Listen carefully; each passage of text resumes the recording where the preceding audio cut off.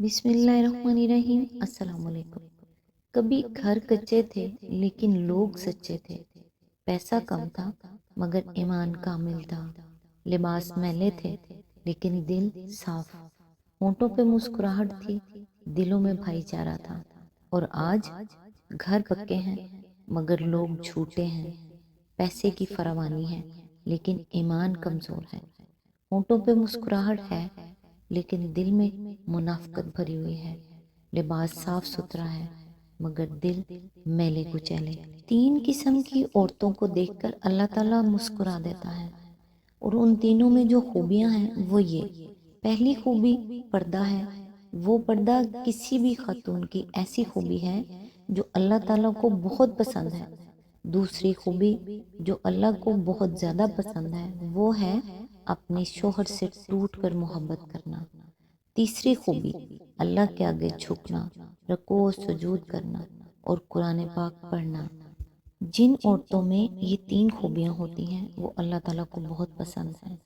اللہ تعالیٰ سے دعا ہے کہ وہ ہم سب کو نیکی کی ہدایت دے اور اللہ کے احکام کے مطابق زندگی گزارنے والا بنائے، اور نبی کی سنت کے مطابق زندگی گزارنے والا بنائے، آمین۔ آج انشاءاللہ سورہ النمل کی آیت نمبر 60 سے سٹارٹ کریں گے۔ اس کا ترجمہ اور تفسیر تفہیم القرآن سے بیان کروں گی جو اہل سنت جماعت کے لیے ہے۔ اعوذ باللہ من الشیطان الرجیم، بسم اللہ الرحمن الرحیم۔ بھلا وہ کون ہے جس نے آسمانوں اور زمین کو پیدا کیا اور تمہارے لیے آسمان سے پانی برسایا، پھر اس کے ذریعے سے وہ خوشنما باغ اگائے جن کے درختوں کا اگانا تمہارے بس میں نہ تھا۔ کیا اللہ کے ساتھ کوئی دوسرا خدا بھی ان کاموں میں شریک ہے؟ نہیں، بلکہ یہی لوگ راہ راست سے ہٹ کر چلے جا رہے ہیں۔ اس کی تفسیر ہے: مشرکوں میں سے کوئی بھی اس سوال کا یہ جواب نہ دے سکتا تھا کہ یہ کام اللہ کے سوا کسی اور کے ہیں یا اللہ کے ساتھ کوئی اور بھی ان میں شریک ہے۔ قرآن مجید دوسرے مقامات پر کفار مکہ اور مشرکین عرب کے متعلق کہتا ہے: وَلَا إِن سَأَلْتُهُم مَّنْ خَلَقَ السَّمَاوَاتِ وَالْأَرْضَ لَيَقُولُنَّ خَلَقَهُنَّ الْعَزِيزُ الْعَلِيمُ، یعنی اگر تم ان سے پوچھو کہ کس نے آسمانوں اور زمین کو پیدا کیا ہے تو وہ ضرور کہیں گے کہ اس زبردست علم والے نے ہی ان کو پیدا کیا ہے۔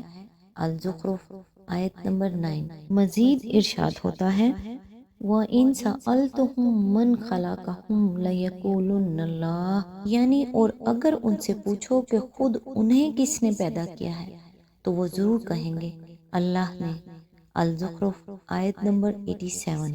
مزید ارشاد ہوتا ہے: وَلَئِن سَأَلْتَهُم مَّن نَّزَّلَ مِنَ السَّمَاءِ مَاءً فَأَحْيَا بِهِ الْأَرْضَ مِن بَعْدِ مَوْتِهَا لَيَقُولُنَّ اللَّهُ، یعنی اور اگر ان سے پوچھو کہ کس نے آسمان سے پانی برسایا اور مردہ پڑی ہوئی زمین کو جلا اٹھایا تو وہ ضرور کہیں گے کہ اللہ نے۔ سورہ العنکبوت آیت نمبر 63۔ مزید ارشاد ہوتا ہے: قُلْ مَن يَرْزُقُكُم مِّنَ السَّمَاءِ وَالْأَرْضِ أَمَّن يَمْلِكُ السَّمْعَ وَالْأَبْصَارَ وَمَن يُخْرِجُ الْحَيَّ مِنَ الْمَيِّتِ وَيُخْرِجُ الْمَيِّتَ مِنَ الْحَيِّ وَمَن يُدَبِّرُ الْأَمْرَ فَسَيَقُولُونَ اللَّهُ، یعنی ان سے پوچھو کون تم کو آسمان اور زمین سے رزق دیتا ہے، یہ سماعت اور بینائی کی قوتیں کس کے اختیار میں ہیں، کون جاندار کو بے جان میں سے اور بے جان کو جاندار میں سے نکالتا ہے، کون اس نظام عالم کی تدبیر کر رہا ہے، وہ ضرور کہیں گے کہ اللہ۔ سورہ یونس آیت نمبر 31۔ عرب کے مشرکین ہی نہیں، دنیا بھر کے مشرکین بالعموم یہی مانتے تھے اور آج بھی مانتے ہیں کہ کائنات کا خالق اور نظام کائنات کا مدبر اللہ تعالیٰ ہی ہے۔ اس لیے قرآن مجید کے اس سوال کا یہ جواب ان میں سے کوئی شخص ہٹ درمی کی بنا پر برائے بحث بھی نہ دے سکتا تھا کہ ہمارے معبود خدا کے ساتھ ان کاموں میں شریک ہیں، کیونکہ اگر وہ ایسا کہتا تو اس کی اپنی ہی قوم کے ہزارہ آدمی اس کو جھٹلا دیتے اور صاف کہتے کہ ہمارا یہ عقیدہ نہیں ہے۔ اس سوال اور اس کے بعد کے سوالات میں صرف مشرکین ہی کے شرک کا ابطال نہیں ہے بلکہ دوہریت کا ابطال بھی ہے۔ مثلا اسی پہلے سوال میں پوچھا گیا ہے کہ یہ بارش برسانے والا اور اس کے ذریعے سے ہر طرح کی نباتات اگانے والا کون ہے؟ اب غور کیجئے، زمین میں اس مواد کا ٹھیک سطح پر یا سطح سے متصل موجود ہونا جو بے شمار مختلف اقسام کی نباتی زندگی کے لیے درکار ہے، اور پانی کے اندر ٹھیک وہ اوصاف موجود ہونا جو حیوانی اور نباتی زندگی کی ضروریات کے مطابق ہیں، اور اس پانی کا پے در پے سمندروں سے اٹھایا جانا اور زمین کے مختلف حصوں میں وقتاً فوقتاً ایک باقاعدگی کے ساتھ برسایا جانا، اور زمین، ہوا، پانی اور درجہ حرارت وغیرہ مختلف قوتوں کے درمیان ایسا متناسب تعاون قائم کرنا کہ اس سے نباتی زندگی کو نشو و نما نصیب ہو اور وہ ہر طرح کی حیوانی زندگی کے لیے اس کی بے شمار ضروریات پوری کرے۔ کیا یہ سب کچھ ایک حکیم کی منصوبہ بندی اور دانش مندانہ تدبیر اور غالب قدرت و ارادہ کے بغیر جو خود بخود اتفاقاً ہو سکتا ہے؟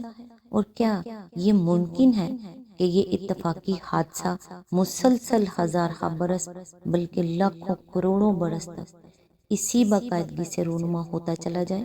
صرف ایک ہٹ دھرم آدمی ہی جو تعصب میں اندھا ہو چکا ہو اسے ایک امر اتفاقی کہہ سکتا ہے۔ کسی راستی پسند عاقل انسان کے لیے ایسا لغو دعویٰ کرنا اور ماننا ممکن ہی نہیں ہے۔ آیت نمبر 61، اور وہ کون ہے جس نے زمین کو جائے قرار بنایا اور اس کے اندر دریا رواں کیے اور اس میں پہاڑوں کی میخیں گاڑ دیں اور پانی کے دو ذخیروں کے درمیان پردے حائل کر دیے؟ کیا اللہ کے ساتھ کوئی اور خدا بھی ان کاموں میں شریک ہے؟ نہیں، بلکہ ان میں سے اکثر لوگ نادان ہیں۔ اس کی تفسیر ہے، زمین کا اپنی بے حد و حساب مختلف فنو آبادی کے لیے جائے قرار ہونا بھی کوئی سادہ سی بات نہیں ہے۔ اس کرۂ خاکی کو جن حکیمانہ مناسبتوں کے ساتھ قائم کیا گیا ہے ان کی تفصیلات پر آدمی غور کرے تو اس کی عقل دنگ رہ جاتی ہے اور اسے محسوس ہوتا ہے کہ یہ مناسبتیں ایک حکیم اور دانا قادر مطلق کی تدبیر کے بغیر قائم نہیں ہو سکتی تھی۔ یہ کرہ فضائے بسیط میں مولک ہے، کسی چیز پر ٹکا ہوا نہیں ہے، مگر اس کے باوجود اس میں کوئی اضطراب اور اہتزاز نہیں ہے۔ اگر اس میں ذرا سا بھی اہتزاز ہوتا جس کے خطرناک نتائج کا ہم کبھی زلزلہ آ جانے سے بآسانی اندازہ لگا سکتے ہیں تو یہاں کوئی آبادی ممکن نہ تھی۔ یہ کرہ باقاعدگی کے ساتھ سورج کے سامنے آتا اور چھپتا ہے جس سے رات اور دن کا اختلاف رونما ہوتا ہے۔ اگر اس کا ایک ہی رخ ہر وقت سورج کے سامنے رہتا اور دوسرا رخ ہر وقت چھپا رہتا تو یہاں کوئی آبادی ممکن نہ ہوتی، کیونکہ ایک رخ کو سردی اور بے نوری نباتات اور حیوانات کی پیدائش کے قابل نہ رکھتی اور دوسرے رخ کو گرمی کی شدت بے آب و گیا اور غیر آباد بنا دیتی۔ اس کرے پر 500 میل کی بلندی تک ہوا کا ایک کثیف ردہ چڑھا دیا گیا ہے جو شہابوں کی خوفناک بمباری سے اسے بچائے ہوئے ہے، ورنہ روزانہ 2 کروڑ شہاب جو 30 میل فی سیکنڈ کی رفتار سے زمین کی طرف گرتے ہیں یہاں وہ تباہی مچاتے کہ کوئی انسان، حیوان یا درخت جیتا نہ رہ سکتا تھا۔ یہی ہوا درجہ حرارت کو قابو میں رکھتی ہے، یہی سمندروں سے بادل اٹھاتی اور زمین کے مختلف حصوں تک آب رسانی کی خدمت انجام دیتی ہے، اور یہی انسان اور حیوان اور نباتات کی زندگی کو مطلوبہ گیسیں فراہم کرتی ہے۔ یہ نہ ہوتی تب بھی زمین کسی آبادی کے لیے جائے قرار نہ بن سکتی۔ اس کرے کی سطح سے بالکل متصل وہ معدنیات اور مختلف قسم کی کیمیاوی اجزاء بڑے پیمانے پر فراہم کر دیے گئے ہیں جو نباتی، حیوانی اور انسانی زندگی کے لیے مطلوب ہیں۔ جس جگہ بھی یہ سر و سامان مفقود ہوتا ہے وہاں کی زمین کسی زندگی کو سہارنے کے لائق نہیں ہوتی۔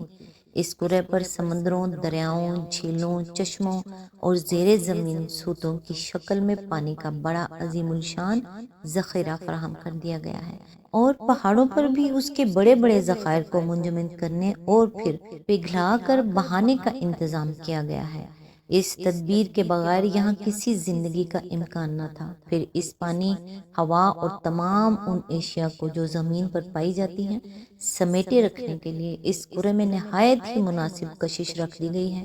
یہ کشش اگر کم ہوتی تو ہوا اور پانی دونوں کو نہ روک سکتی اور درجہ حرارت اتنا زیادہ ہوتا کہ زندگی یہاں دشوار ہو جاتی۔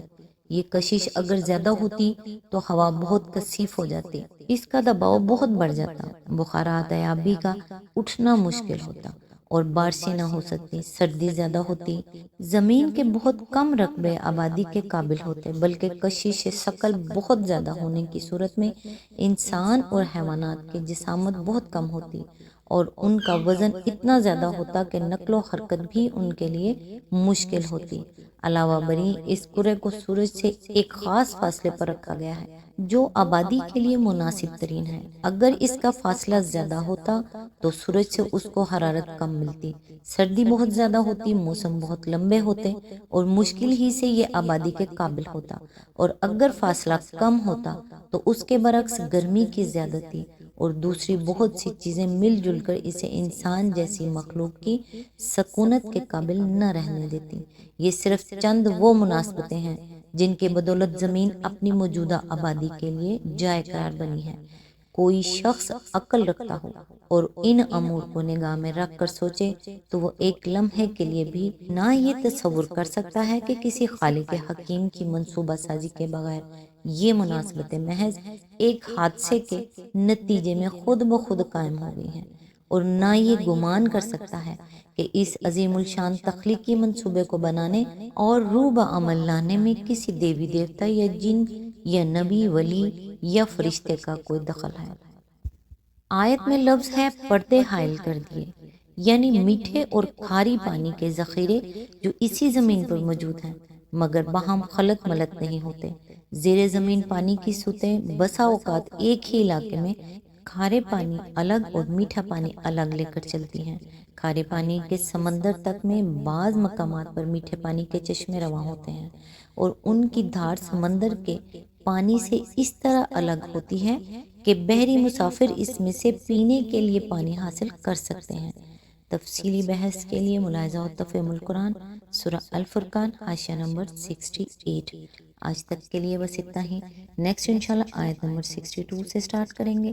تب تک کے لیے دعاؤں میں یاد رکھیے گا۔ اللہ حافظ۔